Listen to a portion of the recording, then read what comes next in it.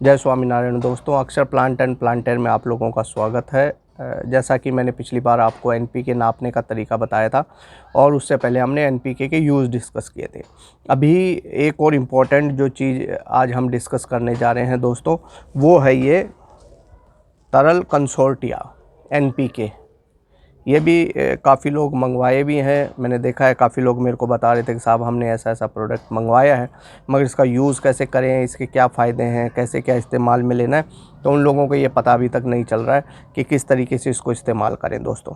तो आज हम जो डिस्कस करेंगे वो लिक्विड कंसोर्टिया जो है, इसके बारे में बात करेंगे और इसको अपन अडेनियम में किस तरीके से काम में लें, सही तरीका क्या है, किस तरीके से इसका जो इफ़ेक्ट आता है पौधों के ऊपर और इसके यूज़ कंपोजिशन, वो सब हम इस वीडियो के थ्रू आप लोगों से डिस्कस करेंगे, बातचीत करेंगे दोस्तों।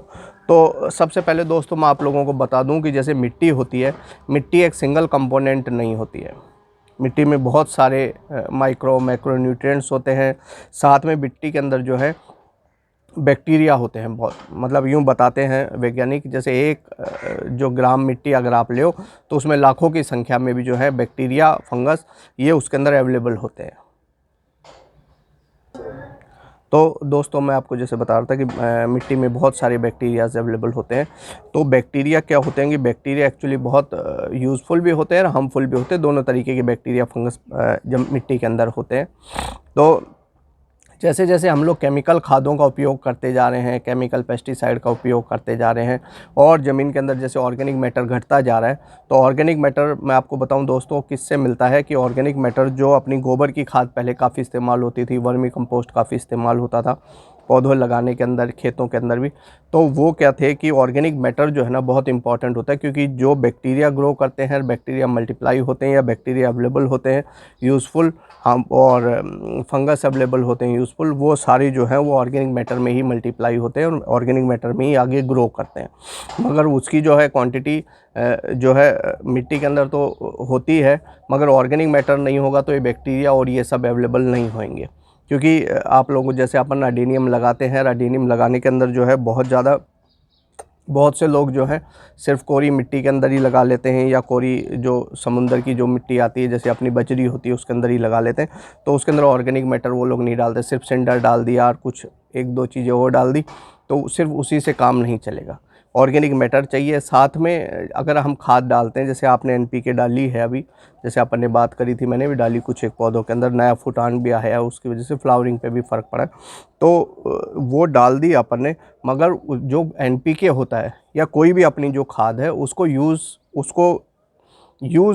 यूज़ेबल बनाने के लिए क्या होता है दोस्तों, मिट्टी के अंदर बैक्टीरिया की रिक्वायरमेंट होती है और वो बैक्टीरिया वैसे नहीं होंगे अगर आप उसमें ऑर्गेनिक मैटर नहीं होएगा।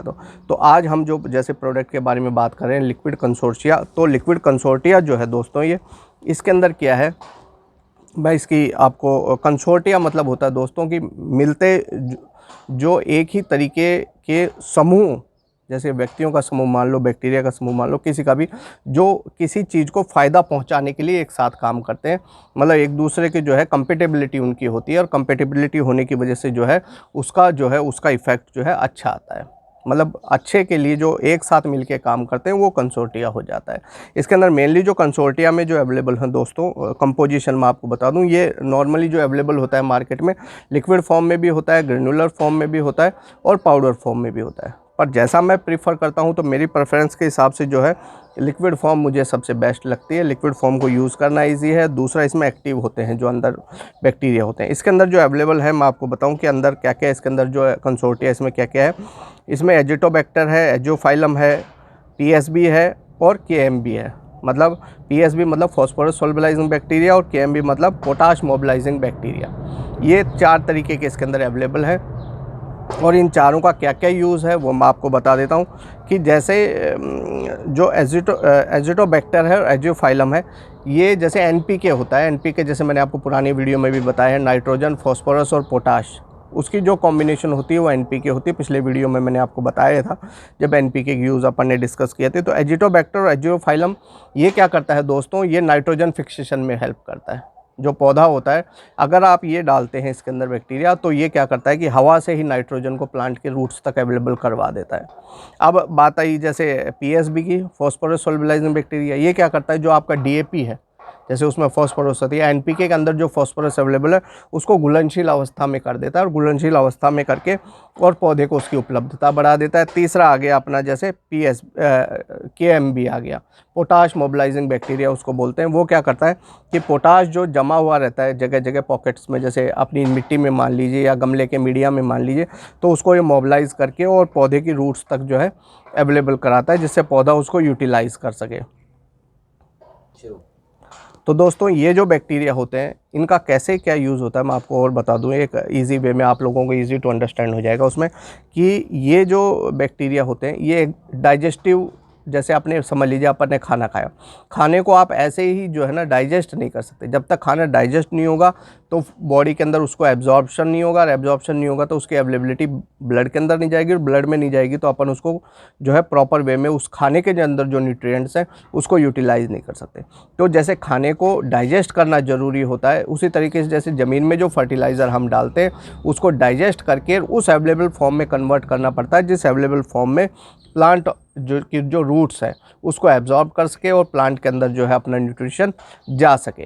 तो उस चीज़ के लिए जो है दोस्तों बैक्टीरिया ये जो है ना ये इंपॉर्टेंट होते हैं। ये क्या करेंगे, खाद को डाइजेस्ट करते हैं। डाइजेस्ट कैसे करते हैं कि जो ये बैक्टीरिया होते हैं ये क्या करते हैं, उसमें एक तो एसिड छोड़ते हैं, दूसरा उसमें एंजाइम्स छोड़ते हैं, ऐसे एंजाइम और ऐसे एसिड छोड़ते हैं जिससे वो लिक्विड मतलब जो है उस फॉर्म में कन्वर्ट हो जाता है अपना NPK, जिस फॉर्म में प्लांट उसको ईजिली एब्जॉर्ब कर पाए। अब हम बात करें कि हमको इसमें सावधानियाँ क्या क्या रखनी है। पहली बात तो ख़रीदते टाइम अपने को क्या सावधानी रखनी है दोस्तों, इसमें CFU अपने को देखना है। CFU बहुत इंपॉर्टेंट हो। तो CFU मतलब इसकी जो कंसंट्रेशन है वो CFU में काउंट होती है, जो बैक्टीरियाज है उसकी। जैसे इसकी 1 × 10⁸ है इसकी पर ml, CFU पर ml, इसकी हो गई पर ml CFU पर ml। तो 1 ml के अंदर 1 × 10⁸ इतने इसके अंदर जो है एक्टिव बैक्टीरिया रहते हैं 1 ml के अंदर ही। तो हमेशा ख़रीदते समय अपने को क्या क्या देखना है कि एक तो इसकी जो कंपोजिशन है उसमें CFU ज़्यादा होए, दूसरा अपने को क्या देखना है कि ये जो है 6 महीने से ज़्यादा पुराना नहीं होए। बेस्ट तो इसके जो रिज़ल्ट्स हैं वो 3 महीने तक ही आते हैं। अगर ये जो मैन्युफैक्चरिंग डेट है उसके 3 महीने तक का आप यूज़ में लेते हैं तो उससे सबसे बढ़िया रिज़ल्ट आते हैं। और जैसे 6 महीने तक आप इसको फिर भी यूज़ ले सकते हैं मैन्युफैक्चरिंग डेट के बाद में। पर उसके बाद में क्या होते हैं, क्योंकि इसमें एक्टिव बैक्टीरिया होते हैं, बैक्टीरिया ज़िंदा होते हैं, और वो पड़े पड़े क्या होते हैं कि आप जैसे प्रॉपर इसकी स्टोरेज कंडीशंस नहीं होए, जैसे आपने धूप में रख दिया हो या गर्मी के अंदर रख दिया हो और ज़्यादा पुराना हो जाता है तो इसके बैक्टीरिया जो हैं वो ख़त्म हो जाते हैं, और ख़त्म होने की वजह से आपका जो ये जो कंसोर्टिया है एक पानी की तरह ही हो जाता है। इसको आप जो है प्रॉपर इसका यूज़ नहीं आ पाता। दूसरा क्या है कि जब भी आप कोई भी बायो फर्टिलाइज़र यूज़ करें, जैसे ये कंसोर्टिया हो गया या अपना जो अपना ट्राइकोडर्मा हो गया, माइकोराइज़ा हो गया और सूडोमोनास हो गया, कोई भी हो गया, उसके बाद में अपने को जो है हफ्ते या 15 दिन बाद तक भी जो है कोई भी केमिकल फर्टिलाइज़र भी यूज़ नहीं करना है दोस्तों, और पेस्टिसाइड भी यूज़ नहीं करना, कोई वीडिसाइड, कोई एंटीफंगल ये यूज़ नहीं करना है, क्योंकि वो क्या करते हैं इन बैक्टीरियाज़ को मार देते हैं और ये अपने फिर ये काम का नहीं रहता है कुछ भी। अब जैसे मैं आपको बता रहा था कि केमिकल फर्टिलाइज़र के साथ क्यों नहीं यूज़ करना है, तो दोस्तों केमिकल फर्टिलाइज़र क्या करता है कि जो मिट्टी का जो pH है, मीडिया का जो pH है उसको चेंज कर देता है। चेंज करने की वजह से बैक्टीरिया जो हैं ये मर जाते हैं। तो इंस्टेंटली आपको उसके साथ में यूज़ नहीं करना है, कम से कम हफ्ते 15 दिन बाद में अपने को जो है कंसोर्टिया डालना है, जिससे और उसके बाद में आपको जब फर्टिलाइज़र डालना है तो कम से कम 15 दिन बाद में ही उसमें कोई भी फर्टिलाइज़र आपको केमिकल बेस अगर आप डाल रहे हैं तो डालना है। अब हम बात करें कि इसको इस्तेमाल कब लेना है, तो इसको सबसे बढ़िया जो समय होता है शाम का समय होता है। आप शाम को काम में लेंगे तो बैक्टीरिया ईजिली नीचे तक इसकी रूट्स तक चले जाएंगे प्लांट की, और जो है ये जैसे सुबह सुबह आप डाल दोगे तो ये गर्मी की वजह से मर भी सकते हैं। धूप तेज आएगी आपके गमलों के ऊपर तो बैक्टीरिया ऊपर जो सरफेस के अंदर ही रहेंगे, तो ये बैक्टीरिया गर्मी की वजह से मर जाएंगे। तो अपने को क्या करना है, इसको एक तो एप्लीकेशन इसकी शाम को करनी, दूसरा इसकी डोज की बात करें तो 1 से 2 ml प्रति लीटर पानी के हिसाब से आप इसको यूज़ कर सकते हैं। पानी में मिलाइए, अच्छे से पौधे में अपने को डाल देना है। डाल के ये अपने को इंश्योर कर लें कि उसके नीचे से नहीं निकले, इतना अपने को नहीं डालना है।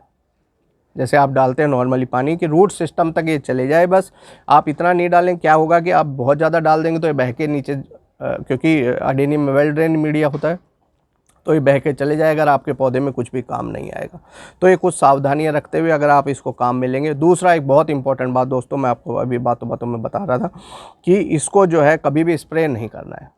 ये बहुत इंपॉर्टेंट बात है जिसके लिए मैंने वीडियो बनाया था। ये तो आपको मैं बता ही रहा था अभी कैसे कैसे इसको यूज लेना है। सबसे इंपॉर्टेंट बात क्या है कि इसको कभी भी जो है स्प्रे नहीं करना है, क्योंकि बैक्टीरिया जो है, बैक्टीरिया ऑर्गेनिक मैटर के साथ में या कंपोस्ट के साथ मिक्स होके ही जो है उसकी अवेलेबिलिटी करवा सकते हैं न्यूट्रिएंट्स की। बहुत वीडियो बने हुए हैं यूट्यूब पे जो यूँ कहते हैं साहब वो पत्तों के ऊपर स्प्रे कर दो इतने ml डाल के। अरे भाई, पत्तों के ऊपर स्प्रे करने से कैसे होएगा? ये तो सॉल्बलाइजिंग बैक्टीरिया है, मोबिलाइजिंग बैक्टीरिया है, नाइट्रोजन फिक्सिंग बैक्टीरिया है। ये जब तक रूट्स तक नहीं पहुंचेगा तब तक ये प्लांट के किसी भी यूज़ का नहीं है। आप ड्रेंचिंग करो, जड़ों में खोद के डाल लो, वहीं ये काम करेगा। पत्तों के ऊपर आपने स्प्रे कर दिया और यूँ कह दिया कि साहब इसके बहुत अच्छे रिजल्ट्स आ जाएंगे और आपका पौधा, बहुत से लोगों का जो ये कारण था कि भाई मैं इसको कैसे यूज लूँ, ये वीडियो बनाने का मेन मकसद यही है कि पत्तों पे स्प्रे करने से रिजल्ट नहीं निकलेगा। रिजल्ट जो है ड्रेंचिंग करने से ज़मीन में ये मिक्स होएगा, ऑर्गेनिक मैटर अवेलेबल होएगा, तो इसके रिजल्ट आएंगे। तो उम्मीद करता हूँ दोस्तों वीडियो आपको पसंद आएगा। अक्षर प्लांट एंड प्लांटर आपका अपना चैनल है। ज़्यादा से ज़्यादा वीडियो को शेयर करें, लाइक करें। वीडियो देखने का बहुत बहुत धन्यवाद। नमस्कार।